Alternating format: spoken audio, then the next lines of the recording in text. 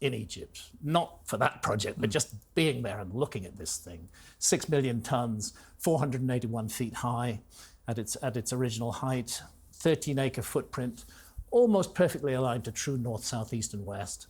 And we're told that it was a tomb for a pharaoh called Khufu, and it had to be built in 23 years because that was his lifetime. It couldn't therefore have been longer. And my common sense and my gut feeling as I looked at this was this doesn't make sense. Whatever this is, I don't think it's a tomb. Why?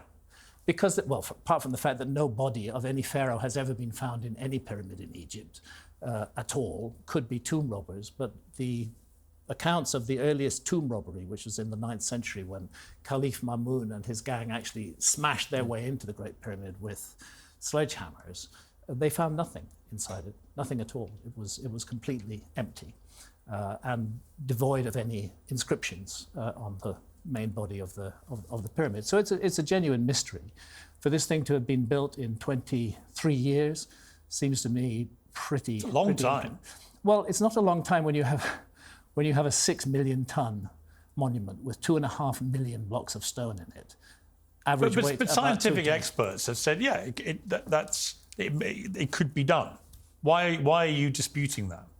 Well, I'm disputing it entirely on the basis of my personal evaluation of the Great Pyramid. Your theory? Which include 5 climbs of the Great Pyramid and detailed investigation of all its internal chambers. I don't think it was a tomb, and I've said that, but I might be wrong.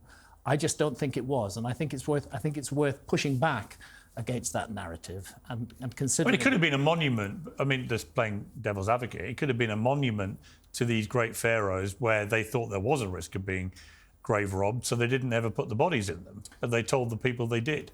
Yes, it could have been that, but then you have to ask yourself why, when you take the height of the Great Pyramid and multiply by a particular number, which is not an insignificant number, it's a number that has geological significance.